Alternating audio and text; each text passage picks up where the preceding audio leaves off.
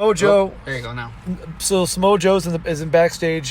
He's the X Division champion. He hypes the X Division itself. And then, God, he's so good at promos. Like, I don't remember specifically what he was saying, but like his delivery and his cadence still holds up today. He's so good at it. He was just talking essentially how Low-Ki has nothing on him. He shouldn't be defending his title in Japan. He's better than that kind of thing. Oh, okay. Well, he also said he's beaten everybody he's been put in front of him, but now tonight he has two guys, and he says he's going to leave anyways, Bound for Glorious champ anyway. Typical, I'm the champ, I'm better than you, I'll beat you anyway despite what you put in front of me. It's kind of a babyface promo, but he's playing a heel here, right? Yep. So we have a triple threat match for the X Division title. Samoa Joe versus Kaz Hayashi versus Low-Ki. Mm-hmm. It started off with Low-Ki and Joe just having a fucking intense-ass chop battle. Yeah. Joe's chest was just... he was already, like, fucking red. Then Kaz does a leg lariat splash to Low-Ki in the corner. Joe does a corner splash to Kaz and Low-Ki. Huge pop for Then that. a nice kick to Low-Ki. Low-Ki drop kicks Joe, who is outside of the ring at this point in time, then gets a spinning heel kick by Kaz. The cool part about that move was that Low-Ki was he used an Irish whip. Hayashi gave him the Irish whip and he ducked it and then did that missile dropkick to Joe on the outside of the ring. I was like, that's smooth right there. Yeah, it was really good. Yeah. Low-Ki did a springboard kick to Joe when Joe attempts to dive at him or at Kaz Hayashi outside the ring. Yep.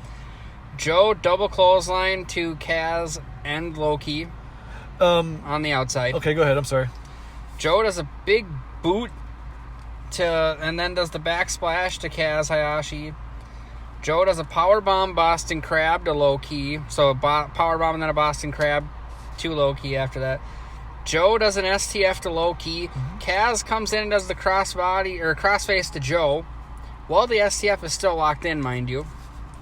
Then Kaz does the crossface to Low-Ki and Joe. I hated that. Kaz then does a neck breaker to Joe. Low-Ki does a drop kick to Joe and Kaz Hayashi. Kaz slingshots Low-Ki into the corner. Low-Ki reverses it into the Warrior's Way, aka a double stomp. Yep. Joe does a tope to Kaz and Low-Ki. Joe does an awesome Uranagi to Kaz. Always looks good, doesn't it? Yep. Low-Ki does a top rope drop kick to Kaz. Joe hits the does the coquina clutch to Low-Ki, and Low-Ki taps out. Samoa Joe is still your champ. Yeah. There's a couple spots that were just like I don't know if this would ever happen in American wrestling, because maybe the crowd may or may not appreciate it. I'm not really sure. Oh, by the way, I hated that double STF by Hayashi. It looks so stupid. It wouldn't. There's no way you would think that he's gonna make both of those guys tap out. So like, I don't see why you would do that.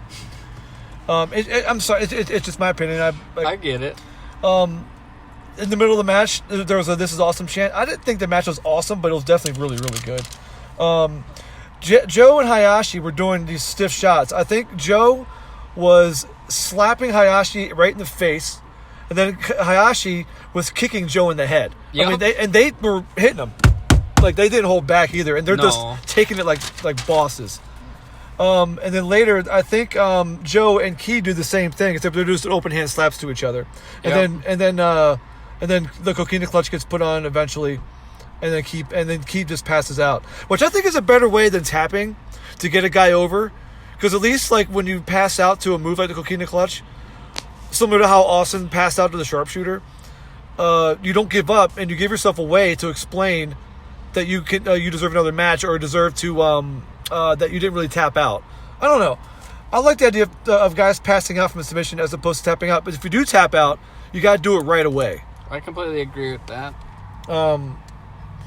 Yeah, the stiff exchanges were really cool. I enjoyed that. The one thing I will say, this match didn't stop. There was no rest holds hardly. There was times where like guys were coming over off a spot like the double clothesline, and Joe was walking it off like he's I just fucking hit these guys and walked off like a boss. That's why I gave this match honestly the best rating in the show. I gave it originally I gave it a 7, but as we were talking about, I'm gonna give it an 8. I gave it an 8.5. Yeah, it was good. Because that match, like you said, it was balls to the wall. It didn't stop. Yeah, and they were stiff, and they didn't let I thought the ending made sense. Low-key knocked out Hayashi off the top rope, and then that left the opening for Joe, and then there's nobody to come in and save him. I thought that was perfectly executed. It was really good. And then Joe cuts a promo afterwards, correct? Yep, he basically just says some Japanese to pop the crowd, thanking them for having him, and then thanks for them for actually just showing up and for his always giving him the respect he deserves. He then puts over the arena and the crowd a little bit more. He doesn't really say much, nothing really of substance, because half of it was Japanese. So I don't know what he was saying. Okay, sounds good. Then one.